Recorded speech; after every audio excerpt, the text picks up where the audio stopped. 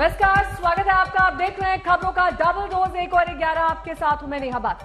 नमस्कार, मैं हूं श्वेता झा। अगले 1 घंटे तक हम होंगे आपके साथ, दिखाएंगे हर वो खबर जिससे है आपका सीधा सरोकार।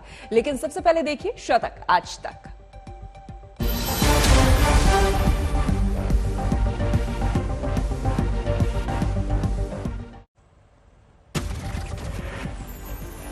यूपी में बाहुबली विधायक मुख्तार अंसारी का कटा टिकट, बीएसपी ने किया किनारा, नहीं मिलेगा टिकट। मायावती ने किया ऐलान, मऊ से बीएसपी के प्रदेश अध्यक्ष भीम राजभर लड़ेंगे चुनाव, किसी बाहुबली को टिकट नहीं देगी बीएसपी। सीएम योगी ने लखनऊ में गोविंद बल्लभ पंत की प्रतिमा का किया अनावरण, लखनऊ में लोक भवन कार्यालय में लगाई गई प्रतिमा। लखनऊ में प्रियंका गांधी आज अपने सियासी मिशन में शीला कौल के घर के बाहर तैयार किया प्रियंका का काफिला। कानपुर में समाजवादी पार्टी के विधायक इरफान सोलंकी ने के भाइयों की गुंडागर्दी, सीसीटीवी में कैद पुलिस की मौजूदगी, एक रेस्टोरेंट के कर्मचारी को पीटा, वीडियो वायरल। यूपी के बागपत में बीजेपी नेता और पूर्व दर्जा प्राप्त मंत्री आत्माराम तोमर की हत्या, घर में बिस्तर पर मिला शव, उनकी गाड़ी गायब। रामपुर में आजम खान की जौहर यूनिवर्सिटी में अवैध कब्जे की जमीन पर कार्रवाई शुरू, तहसीलदार ने कब्जे वाली जमीन वापस लेना शुरू किया। जौहर यूनिवर्सिटी की 400 एकड़ की से अधिक जमीन पर उठ रहा है सवाल, एडीएम ने 12.5 एकड़ जमीन से अतिरिक्त जमीन को सरकार के नाम दर्ज कराने का जारी किया था फरमान। एडीएम के आदेश के मुताबिक जौहर यूनिवर्सिटी की लगभग 1400 बीघा जमीन पर सरकारी कब्जा की गई। कार्रवाई आजम खान और उनके परिवार पर दर्ज है 100 से ज्यादा केस। पश्चिम बंगाल बीजेपी अध्यक्ष दिलीप घोष का बयान, मिदनापुर में सीएम ममता के खिलाफ पूरी ताकत से लड़ेगी बीजेपी, बोले उपचुनाव में डरी हुई है ममता। आज अलीपुर में भवानीपुर सीट के लिए नामांकन भरेंगी ममता बनर्जी। 30 सितंबर को है वोटिंग, 3 अक्टूबर को आएंगे नतीजे। भवानीपुर में ममता के खिलाफ बीजेपी महिला प्रत्याशी उतारने की तैयारी में। भवानीपुर उपचुनाव में बीजेपी ने सांसद अर्जुन सिंह को पर्यवेक्षक नियुक्त किया। हर वार्ड में 8 बीजेपी विधायकों की होगी तैनाती। रुद्रनील घोष प्रचार समिति के चेयरमैन बने। 22 सितंबर को अमेरिकी दौरे पर जा सकते हैं प्रधानमंत्री मोदी। 23 सितंबर को जो बाइडेन से मुलाकात संभव। 24 सितंबर को क्वाड सम्मेलन में भाग ले सकते हैं प्रधानमंत्री। 25 सितंबर को यूएन महासभा में संबोधन संभव। 32 किसान संगठनों ने की आज चंडीगढ़ में बैठक, बीजेपी को छोड़कर राजनीतिक पार्टियों को भी न्योता।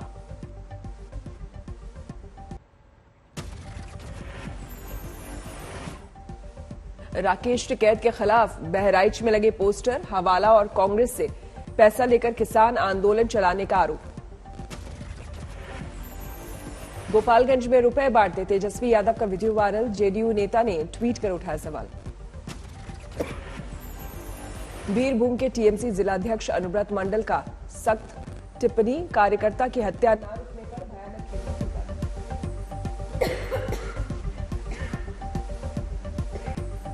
ऑस्ट्रेलिया के दौरे पर लोकसभा अध्यक्ष ओम बिरला दूसरे देशों के संसद अध्यक्षों से की मुलाकात। बाराबंकी में एआईएमआईएम के चीफ अजहरुद्दीन ओवैसी पर केस दर्ज, भड़काऊ भाषण और पीएम-सीएम के खिलाफ आपत्तिजनक टिप्पणी का मामला। लखनऊ में आज किसान संगठनों की बड़ी बैठक, आगे की रणनीति पर होगा मंथन। 4 राज्यों में राज्यपालों की नियुक्ति, बनवारी लाल बने पंजाब के governor. Lieutenant general retired Gurmeet Singh बने उत्तराखंड के राज्यपाल। राष्ट्रपति रामनाथ कोविंद ने जारी किया आदेश। नागालैंड के गवर्नर रहे आरएन रवि अब तमिलनाडु के राज्यपाल होंगे। असम के गवर्नर जगदीश मुखी को नागालैंड का अतिरिक्त प्रभार। अन्ना हजारे की उद्धव सरकार को चेतावनी, कहा 90 दिन के अंदर लोकायुक्त बिल विधानसभा से नहीं हुआ पारित तो फिर करूंगा अनशन।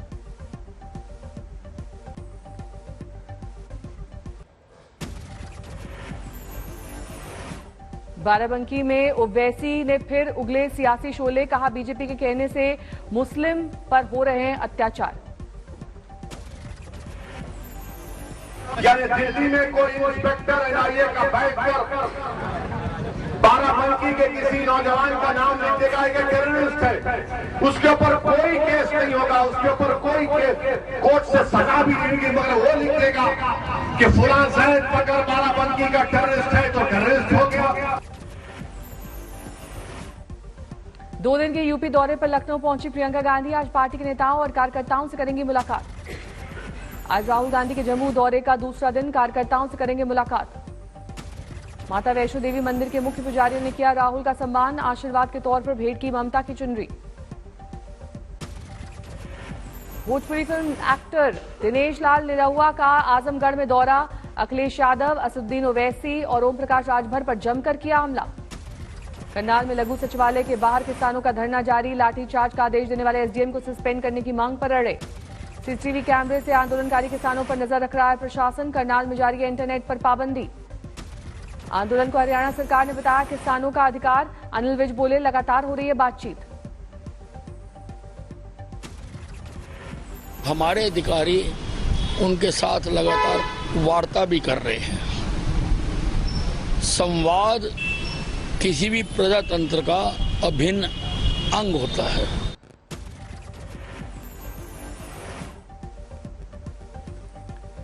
शरद पवार ने पुराने जमींदार से की कांग्रेस की तुलना, आज तक से बातचीत में बोले सियासी जमीन खिसकने की सच्चाई को स्वीकार नहीं कर पा रही है पार्टी। जम्मू कश्मीर को लेकर अमित शाह ने ली उच्च स्तरीय बैठक, एलजी मनोज सिन्हा, सेना प्रमुख और एनएसए अजीत डोभाल रहे मौजूद। दिल्ली में आरजेडी सुप्रीमो लालू प्रसाद से मिले चिराग पासवान, बुधवार को तेजस्वी यादव से की थी मुलाकात। गोपालगंज में तेजस्वी ने बिहार सरकार पर जमकर साधा निशाना, जेडीयू और बीजेपी के गठबंधन को बताया बेमेल। रांची में गवर्नर से मिला बीजेपी का प्रतिनिधिमंडल, पार्टी कार्यकर्ताओं पर हुए लाठीचार्ज की जांच की मांग। राजस्थान के जौहर में हाईवे पर बनी इमरजेंसी लैंडिंग पट्टी, रक्षा मंत्री राजनाथ सिंह ने किया उद्घाटन। पहली बार हाईवे पर बनी हवाई पट्टी पर उतरे लड़ाकू विमान, जैगुआर और सुखोई से हुई शुरुआत। 36 करोड़ की लागत से बनाया 3 किलोमीटर लंबा हवाई पट्टी, सीधे पाकिस्तान पर रखी जा सकेगी नजर। हवाई पट्टी के दोनों तरफ बनाई गई है पार्किंग, इमरजेंसी लैंडिंग होने के बाद विमानों को किया जा सकेगा पार्क। मुंबई में 19 सितंबर तक धारा 144 लागू, गणेश उत्सव में किसी जुलूस की इजाजत नहीं। महिलाओं के प्रति तालिबान फिर संकुचित विचारधारा के तहत कहा, महिलाओं का काम सिर्फ बच्चे पैदा करना। अफगानिस्तान की तालिबान सरकार में नहीं होगी महिलाओं की भागीदारी, तालिबान प्रवक्ता जेकरुल्ला हाशमी का बयान, महिलाएं कभी मंत्री नहीं बन सकती। तालिबान ने महिलाओं से चीनी विरोध प्रदर्शन की आजादी, प्रदर्शनी में महिलाओं की शिरकत पर बिठाया पहरा। तालिबान के महिला विरोधी बयान पर भारत पर गरमाई सियासत, कांग्रेस नेता दिग्विजय सिंह तालिबान के बयान की संघ से कर चुके हैं तुलना। दिग्विजय सिंह का ट्वीट, तालिबान कहता है महिलाएं मंत्री बनाने लायक नहीं। मोहन भागवत कहते हैं महिलाओं को घर पर ही रहकर गृहस्थी संभालनी चाहिए। क्या विचारधाराओं में समानता है? ब्रिक्स सम्मेलन में उठा अफगानिस्तान का मुद्दा, पीएम मोदी ने कहा हमने काउंटर टेररिज्म एक्शन प्लान को बनाया। पुतिन और शी जिनपिंग की मौजूदगी में पीएम मोदी ने की अफगानिस्तान की बात, कहा क्षेत्रीय मुद्दों पर होगी चर्चा। ब्रिक्स को भविष्य में और उपयोगी बनाने के लिए उपयुक्त दिशा देगी। हम महत्वपूर्ण वैश्विक तथा क्षेत्रीय मुद्दों पर भी चर्चा करेंगे। ब्रिक्स देशों की बैठक में अफगानिस्तान को लेकर रूसी राष्ट्रपति पुतिन का अलर्ट, बोले आतंक और ड्रग ट्रैफिकिंग पर नियंत्रण जरूरी। भारत की अध्यक्षता में हो रही है ब्रिक्स देशों की बैठक, वीडियो कॉन्फ्रेंसिंग के जरिए शामिल हो रहे हैं 5 देशों के प्रमुख। देश में आज गणेश चतुर्थी की धूम, पीएम मोदी ने ट्वीट कर मंगल कामना की, लिखा हर किसी के जीवन में सुख, शांति, सौभाग्य और आरोग्य लेकर आए गणपति बप्पा। गणेश चतुर्थी पर राहुल गांधी ने किया ट्वीट, हमारे देश की उन्नति के रास्ते का हर विघ्न दूर हो। मुंबई की गणेश गली में मुंबई के राजा का सजा दरबार, भक्तों पर चढ़ा गणपति भक्ति का रंग। बॉलीवुड सितारों ने भी गणपति भक्ति में दिखाई रुचि, अभिनेता सोनू सूद के घर पधारे गणपति बप्पा। नागपुर के टेकड़ी मंदिर में सुबह हुई गणपति बप्पा की भव्य आरती।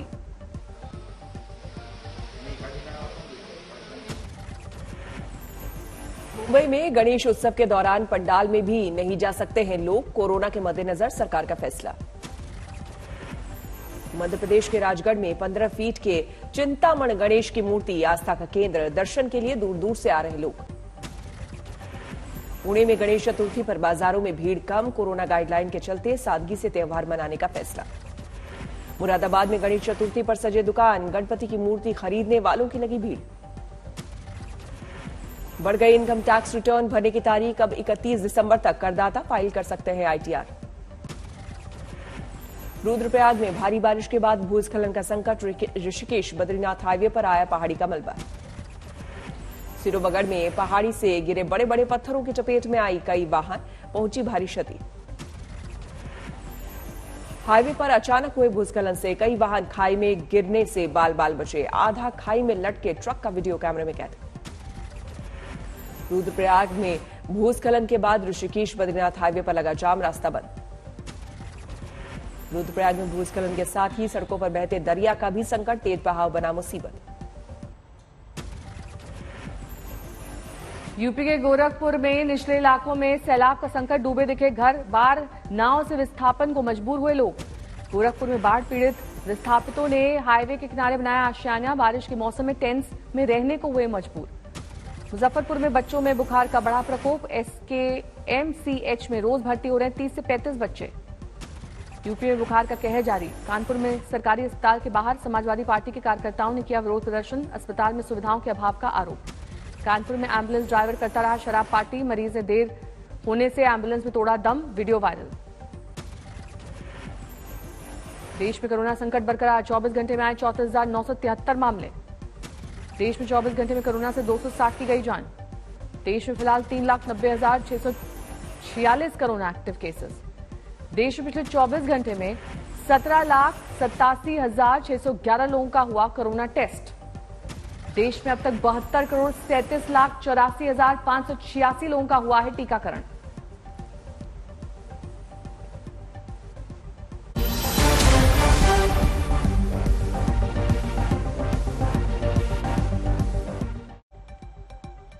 और अब रुक करते हैं यूपी का, जहां सब दल अपने अपने चुनावी दांव खेल रहे हैं। आज बीएसपी सुप्रीमो मायावती ने बाहुबली नेता मुख्तार अब्बास नकवी का टिकट काटकर सबको हैरान कर दिया है। आपको बता दें कि मुख्तार अंसारी का टिकट काटा है मायावती ने, और मायावती ने ट्वीट कर जानकारी दी है कि मुख्तार अंसारी को बीएसपी चुनाव में टिकट नहीं देगी। बीएसपी के प्रदेश अध्यक्ष भीम राजभर मऊ से बीएसपी के प्रत्याशी होंगे। मायावती ने कहा है कि पार्टी की कोशिश होगी कि किसी भी बाहुबली या माफिया को पार्टी से चुनाव नहीं लड़ाया जाएगा। वहीं यूपी में अपनी पैठ जमाने लगे हैं AIMIM नेता अजदुद्दीन ओवैसी। बाराबंकी में भड़काऊ बयान उन्होंने दिया है जो कि भारी पड़ गया है। उनके खिलाफ केस भी दर्ज हो गया है। वहीं प्रियंका गांधी पर भी इस वक्त यूपी की कमान है। यूपी में कांग्रेस के कायाकल्प के लिए प्रियंका ने नई रणनीति बनाई है। ABCD कैटेगरी बनाई गई है, इसी आधार पर टिकट दिया जाएगा।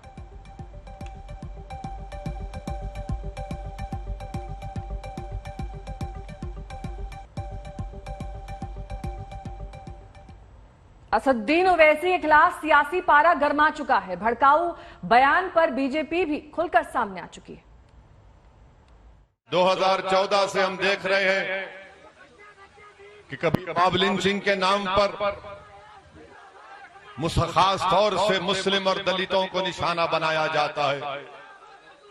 हमने देखा कि जब इखलाक को मारा गया था यही उत्तर प्रदेश में, मुझे अच्छी तरह याद है कि मैं और जनाब शौकत साहब इखलाक के घर को मिलने गए थे। मेरी आंखों में आज भी इखलाक की मां की वो मायूसी है जो इस मुल्क के सेकुलरिज्म को, इस मुल्क के संविधान को कमजोर करते हैं। इस तरह का वीडियो बनाकर ये पैगाम देना चाहते हैं खास तौर से कमजोर लोगों को, खास तौर से मुस्लिम अक़लियत को और दलितों को, कि देखो हम अब ताकत में आ चुके हैं, हम अपनी मनमानी कर सकते हैं।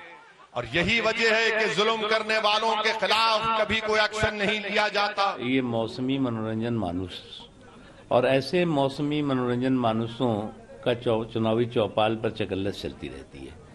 इसलिए मुझे लगता है कि इसको बहुत सीरियस लें, और उत्तर प्रदेश जैसा प्रदेश जहाँ के मतदाता भी बहुत ही गंभीर और सीरियस हैं, तो ऐसे जो चुनावी चौपाल के मनोरंजन के कार्यक्रम होते हैं उस पर आनंद तो जरूर लेते हैं, लेकिन उसका जो है वो किसी तरह से सीरियस उसको नहीं लेते हैं।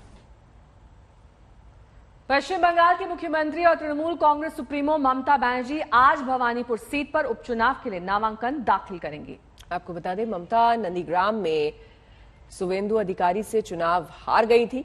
ममता के खिलाफ कांग्रेस ने प्रत्याशी ना उतारने का ऐलान किया है, जबकि बीजेपी ने ताल ठोककर ममता को फिर हराने का दावा किया है। पार्टी ने इसके लिए घेराबंदी भी तेज कर दी है। सांसद अर्जुन सिंह को पर्यवेक्षक यहां पर बनाया गया है। ज्योतिर्मय सिंह महतो और सौमित्र खान को सह पर्यवेक्षक बनाया गया है। वहीं प्रचार कमेटी के अध्यक्ष रुद्रनील घोष को यहां पर बनाया गया है। अब बात ब्रिक्स सम्मेलन की। प्रधानमंत्री की अध्यक्षता 5 देशों के समूह ब्रिक्स सालाना शिखर सम्मेलन में वर्चुअल तरीके से आयोजित इस शिखर सम्मेलन में अफगानिस्तान संकट को शांतिपूर्ण तरीके से निपटाने का आह्वान किया गया। राष्ट्रपति पुतिन आज इन तस्वीरों को बहुत गौर से देखिए। इन तस्वीरों में प्रधानमंत्री नरेंद्र मोदी हैं, तस्वीरों में रूस के राष्ट्रपति पुतिन हैं, तस्वीरों में चीन के राष्ट्रपति जिनपिंग हैं। ये वही चेहरे हैं जो अफगानिस्तान पर आगे का रोड मैप तय करने के लिए एक साथ एक प्लेटफॉर्म पर आपको नजर आ रहे हैं। प्लेटफॉर्म है ब्रिक्स सम्मेलन का, जिसकी अध्यक्षता प्रधानमंत्री नरेंद्र मोदी ने की। समझौते से सहयोग का एक नया अध्याय शुरू हो रहा है। इन सभी नए इनिशिएटिव्स ने न सिर्फ हमारे नागरिकों को लाभ मिलेगा, हमारा ब्रिक्स संगठन भी आने वाले समय में प्रासंगिक रहेगा। अफगानिस्तान में आगे क्या होगा, यही सब जानना चाहते हैं। अफगानिस्तान के मौजूदा हालात पर पुतिन का भी बड़ा बयान आया। US and its allies' withdrawal from Afghanistan has led to a new crisis, and it's still unclear how this will affect regional and global security. That's why it is for good reason that our countries have paid special attention to this issue. Meanwhile, we are all interested in Afghanistan's ceasing to be a threat to the neighbors. आतंकवाद को लेकर मोदी की line एकदम clear है। कई बार अंतर्राष्ट्रीय मंचों पर मोदी ने आतंकवाद के मुद्दे पर पूरी दुनिया को एक पेज पर आने की बात कही।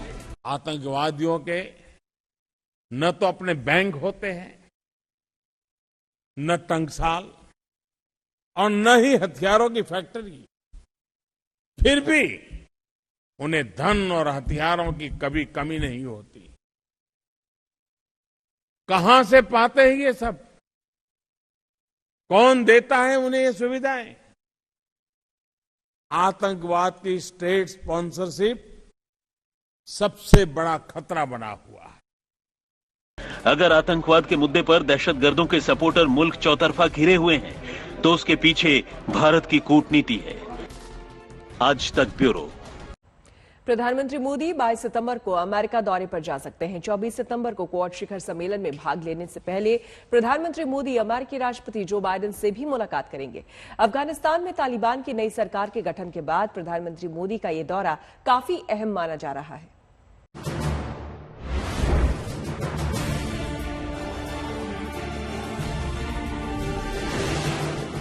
दुनिया के सामने एक बार फिर से ये तस्वीरें आने वाली हैं। एक बार फिर सबसे ताकतवर मुल्क के राष्ट्रपति के साथ भारतीय प्रधानमंत्री मोदी की मुलाकात होने वाली है। दरअसल अमेरिका की राजधानी वॉशिंगटन में इस बार क्वाड देशों की बैठक होने जा रही है, जिसकी अध्यक्षता राष्ट्रपति जो बाइडेन करने वाले हैं, और इसी बैठक के लिए मोदी अमेरिका जा सकते हैं। आज तक को मिली जानकारी के मुताबिक अपने दौरे में प्रधानमंत्री मोदी 22 सितंबर को अमेरिका के लिए रवाना होंगे। 23 सितंबर को अमेरिकी राष्ट्रपति जो बाइडेन और मोदी की द्विपक्षीय मुलाकात होगी।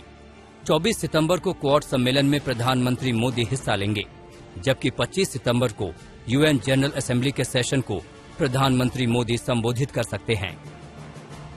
प्रधानमंत्री मोदी का अमेरिका दौरा कई मायनों में बेहद ही अहम माना जा रहा है। अफगानिस्तान में तालिबान की नई सरकार के गठन के बाद इस मुलाकात में सबसे बड़ा मुद्दा अफगानिस्तान ही हो सकता है। अफगानिस्तान से अमेरिकी सेना की वापसी के बाद वहां पर तालिबान राज आ गया है। ऐसे में अमेरिका इस वक्त दुनिया के निशाने पर है। उधर चीन ने तालिबान के साथ अपनी दोस्ती को बढ़ाना शुरू कर दिया है। ऐसे में पीएम मोदी और जो बाइडेन के बीच अफगानिस्तान और चीन को लेकर बातचीत हो सकती है। दरअसल भारत पहले ही अपने साथी देशों के साथ अफगानिस्तान के मसले पर चर्चा करता आ रहा है। रूस, ब्रिटेन, ऑस्ट्रेलिया, जर्मनी, फ्रांस समेत कई देशों से भारत की बातचीत हो चुकी है, क्योंकि एशिया में भारत बड़ा देश है और अफगानिस्तान में उसका बड़ा निवेश भी है। लिहाजा हर स्थिति में भारत की भूमिका अहम हो जाती है। ऐसे में प्रधानमंत्री मोदी के अमेरिका दौरे पर दुनिया की नजरें टिकी रहेंगी। दिल्ली से गीता मोहन के साथ आज तक ब्यूरो। मराठी के हमारे सहयोगी चैनल मुंबई तक से एक्सक्लूसिव बातचीत में शरद पवार ने कांग्रेस पर तीखा बयान दिया है। पवार ने कहा कि कांग्रेस जमींदारों की तरह पुराने दौर से उबर नहीं पाया है और मौजूदा सच्चाई को स्वीकार नहीं कर पा रहा है। ममता बॅनर्जीला तुम्ही फेस करू शकता, चेहरा होऊ शकतात 2024च्या इलेक्शन मध्ये। तर मी काँग्रेसच्या लोकांना विचारतो, ममता बॅनर्जी क्यों, हमारे पास राहुल गांधी है। असं जेव्हा जो पक्ष आणि विशेषतः काँग्रेस पक्षातलं ॲव्हरेज सहकारी हे आपल्या नेतृत्वाच्या सोबती यत्किंचित सुद्धा कधी वेगळी भूमिका घेण्याच्या मनस्थितीत नसतात। एक अहंकार आहे का अजूनही, की अजूनपर्यंत काय अनरिअलिस्टिक एक्सपेक्टेशन्स आहे की जुनी काँग्रेस आहे? कसं आहे की मागे एकदा मी गोष्ट एक सांगितली होती की उत्तर प्रदेशमध्ये असे जमीनदार आहेत, त्यांच्याकडे मोठी शेती आहे, गावामध्ये त्यांची हवेली असते। लँड सीलिंगचा कायदा आला, त्यांच्या त्या मोठी शेतीची जमिनी गेल्या, अनेक लोकांच्यात वाटल्या गेल्या, त्यांची हवेली आहे तशी गावात, पण त्या हवेलीची मरामत किंवा दुरुस्ती करण्याची ताकद राहिली नाही, कारण त्या शेतीचं उत्पन्न पहिल्यासारखं राहिलं नाही। काही 1000 एकर जमीन राहायची, तिथं 15 एकर 20 एकर झाली। पण सकाळी जेव्हा तो जमीनदार उठतो आपल्या हवेलीमध्ये आणि बाहेर जेव्हा बघतो आजूबाजूचं हिरवं पीक, तो म्हणतो की हे सगळं माझं होतं, आता नाही आहे। कुठे ना कुठे काँग्रेस जुनी जमीनदारी झाली। मराठीमध्ये त्याला म्हणतात काय, उजाड गावाचा पाटील, तितकं काही म्हणत नाही, पण पुराणी जुनी जमीनदारी झाली आहे। त्याची मानसिकता एकेकाळी सवन जे सगळे काश्मीर पासून कन्याकुमारीवरून काँग्रेस हो, पण ती होती आहे नाही, ते होती हे ॲक्सेप्ट केलं पाहिजे आणि ती ॲक्सेप्ट करण्याची मानसिकता जशी तयार होईल तशी जवळीक वाढेल। मी आता लेफ्ट आणि काँग्रेसचं उदाहरण दिलं, पण 2004 मध्ये जवळपास 4 वर्ष लेफ्टच्या पाठिंब्यावरती काँग्रेस आणि युपीएने सरकार चालवलं होतं। अशा पद्धतीचं हे अपोजिशन बंगाल आणि केरळमध्ये असताना सुद्धा तर ते सरकार त्यावेळेस चाललं होतं। ममता बॅनर्जी त्या सरकारमध्ये पण होत्या, प्रश्न तो नाही, पण त्यावेळेला काँग्रेस हे आत्तासारखे 40 लोक नव्हते, तर काँग्रेसची स्ट्रेंथ 140च्या पेक्षा सुद्धा जास्त होती। आज काँग्रेसची स्ट्रेंथ ही त्यामध्ये फार कमी आहे आणि सगळ्यांचीच कमी आहे।